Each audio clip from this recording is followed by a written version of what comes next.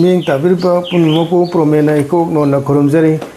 Adomotuna Wang Birpoma Chan Pitune Sagi Ming Laifam Amadi Chahina Chingbasu Tapiram number no luxury. Iman Sigi Wanga City Babung Aigi Wahangdi Amukta Lokat Pirakte Laiharaobagi Maramda amaiba amaibi singna taugadaba thaugi maramda sugaina takpiu haibasini hangbiragli basina chingambam jina leifamna khundrak pamdagi jina gi wahangsi phajaba wahangni nasa se mai biga oiningbagi wakalon phawra nei wahangsi tabdu dumaina khalli sumi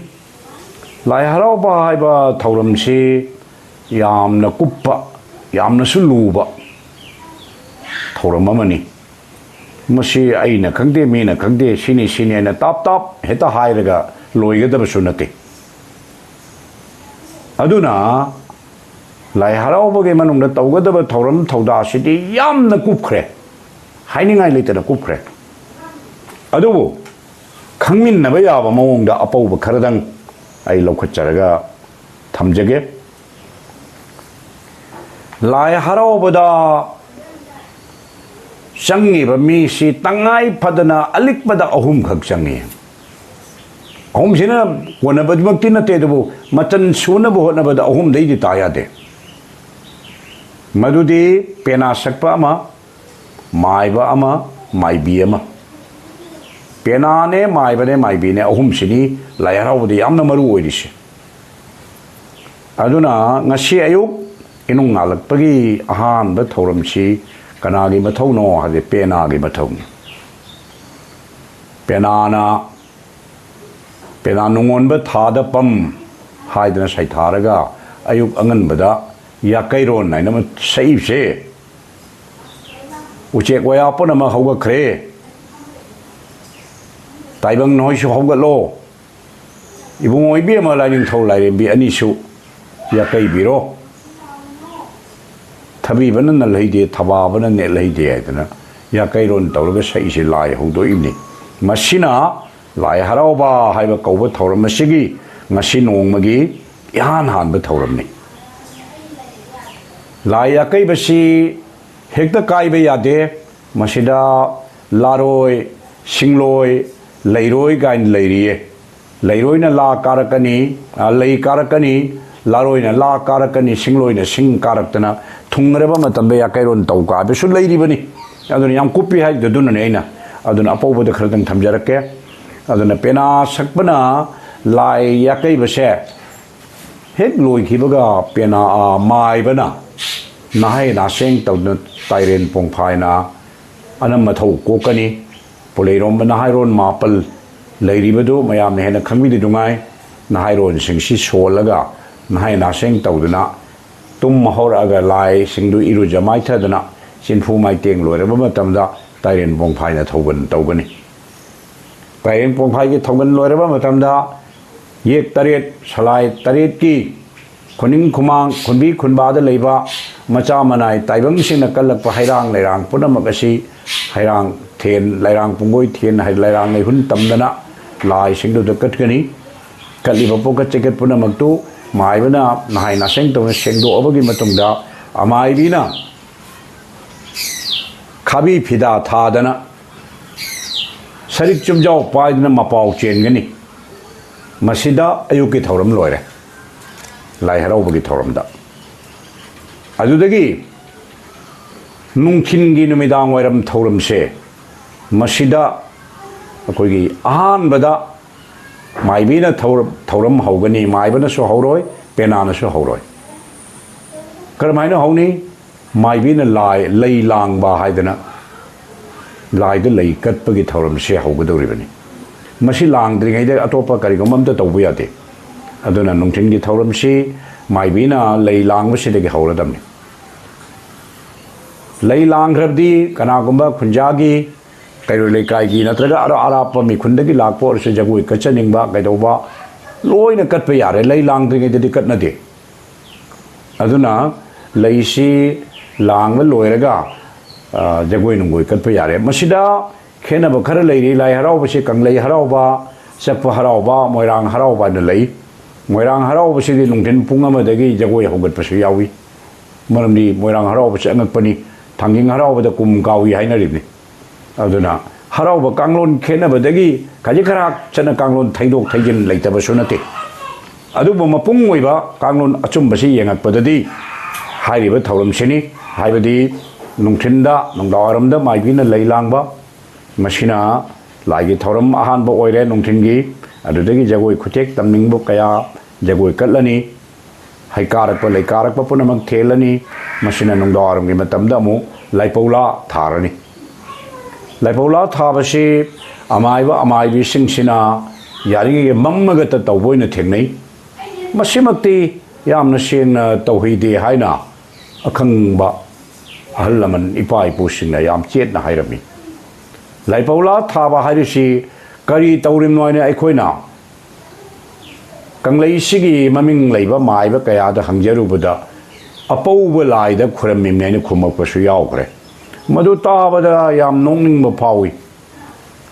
माइदु खंगदबदगी हाइरने हाइजरसनोइना अखोइसि येनरुदे माइबने लाइबदुदा अइना माबु तुहत्पिदना येसलगा इकाइबा पीबदसु अइ तौनिंगदे मधु तौफमसु थोकदे अदुना सेंगना लाइपौला थाबसि माइबी चामा माइबा चामागी मनुंगदा माइबी तरा माइबा तरादि खंगमबा याय मरफु तरा आमदे करिनो आइबा वहान थोक खंगबा जात नते लाइबौला थाबा हारिबा पोसकसि नुमित खुरमिमि ngasi nong nganbadagi korong nganba ipasina taibang pansibu mangan pibidana ngalhan birami numit taba ahingi matam haibasidi inakta leramba anganba laiduna athapada aada satkidawraba ahingba laiduna aada satkidawraba aduna ahingba laina aingondagi lapthoga aada satkibadawa आदा हिंग अहिंग मना आदा सत करे हाइबगी अहिंग गवे अदुना निमित की मंगान से गांगली लेरिंगई मतमदा संथोंग माइकैदा ओलगा ला लातोन थादना सेंजाय हापतना मैरा मेक्रुप थानना हौनबी पोचंग चेचंग पुनमक्तुदी अइना हाइरिसिने सुरमदा वालंबसि याय माइ माइबिगे हौनबेदु मतुंगिना थाबिरगा निमित कौबा लाइदु खुरमगदबनी अदुना लाइबौला थाबगी लाइरोन सिरे पेना सकपना होइरो होइरो होइरो होइरो होया ने आइनस थारिदो नमितपु कौरगे तेंग थारिनि होइरो होया दि नमितपुनि मसिगी वान थो खंगदबा मी मरोंदारगा अर्थ खंगदबा माइ बिसु कोंगाय एम लैरमनि हुजिक्सि मदु अखोइना हाइपा सान ताउरसु लौगदम नतमिना खोजु तांनिंगदे खंगनिंगगा हंगरदि ताकनी अदुना लाइबौला थाबा हाइबसिना लाई जगोई ओख्रबगी मतुंगदा असिगी थौरमसि लाकदोरिनि लाइबौला थारदि माइकै मरी ताइरनी कौब्रु थांजिंग मार्जिंग वांग्ब्रेन माइकै मरी सि ताइरे हरगा अदुदगिदि जगोई खर कल्लगा कल्ले कत्रगना खोगी लाइपौ चोंगनी लाइबौ चोंबुसिदा मसिदा थौरमसि याम कुखरे मदुदे आई सांदोरोगे लाइबौ चोंबा चिपगी थौरमसि करिनो आदा मालेम सेमबदगी हौरगा मालेम सेमब लोइबा हाइपाल उपाल थादन हौहलकपा हाइकोल लैकोन मपुंग फारकपा अदुदगी ताइबंग मी सिप सेमबा पलेम पंथौगी पिबुंग नुंगदा पलेम पिबुंग नुंगदा ताइबंगना खोइजी ममी तमगेबा थाबुम तरा सुरकपा अंगांग पोकपा अंगांग इरुजबीबा अदु तवादा मयाम अमा लाखरे फी सेलमदबदगी लौ लिंबा लौ फौ थाबा अदुगी फी साबा लसिंगना मोइथाप नाइबा थौरम थौदा मयाम मियोइबना चटनबीगी मनुंगदा लैरिबा पुनमकसे लाई हराउबगी मनुंगदगी मथंग लोइना सुना यावग्रबनी अदुना असिगी लोइसिलकपसिदा लाकदोरिसि लाइपौसे अखोइगी लोइरे हाइबा मतमदो अदुदा अखोइगी वाकोलो सकनी वाकोलो सकपा हाइबसि करिनो मी मरुंदा आरती कटपा हाइबदुगा चप माने नुंगाइबा याइफबा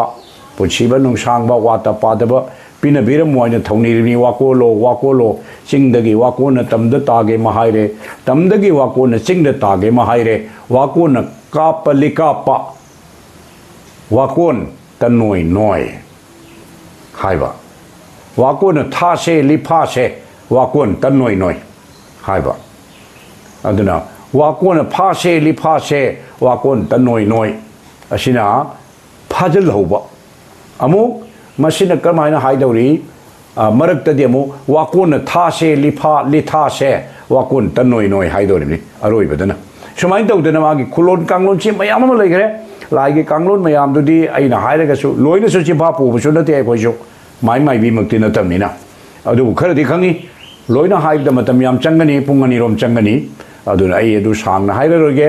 aduna masina laibau chong masina lai haraobagi aroi be thauramni wakolo na pungloi loire adu namidang ya changal pagi namit khuramba laibawla thawa haibasidi ngasigi ahing ogi matam oi khidore hayeng ibungo nangna tangang na thorakpa matamda akhoi tek ta kaidana leijaram ge na thoni ama katpado masi laibawla thaba kawi aduna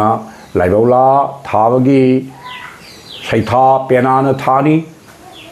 adudagi laibau chongakpa matamda amaibana laibau lairon thani penana saihet tamgani maibina jagoi sathek tamgani aduna maibagi mathau haibasi anam mathau kokpa laigi min khai thaba asi maibai mathau ni saroi khangba haibasi lakpa matamda maibaga maibiga ge mathau ni pena yaurasi yai yaudrasi yai aya manasu yaunade aduna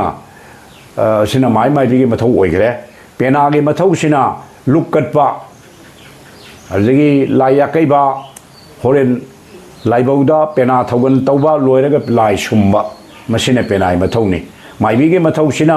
akhoi laibau piba jagoi katpa maru oiba maibi ge mathau se asini maiba ge mathau na ana mathau kokpa lai tainaba maikai mari taibana singbasina maiba ge mathau ni sumain tawdana maiba ne maibi ne pena ne ahum sina lai haraobagi yanglin saru oirarga lai haraobase haraurni khudam moina maram amada haijaba taragana maiba maibi pena se mai ising nungsit haibagum adom su akhangai singna punai maiba se mai ni aluga pena haibasina ising ni maibi yersina nungsit ni sumaina haina basu lai laya kairon thabasisu makhan hoji sum tabiu all india radio daga ayuki ya kairon tamma ise pena mayam sina mai pinare pase lairon telon che kara loina thaina bani amatu manadamni madu akhang hai singi mana tamjaruba akoigi asaiba singdugi pautak matungina khenaba manadaba se thengnarimni aduna laiharaobagi warisi pak chauna leibanina aina pijariba atenba wafam kharasida pungning losing oibi horo masina apen basu oibi roina thamjaramge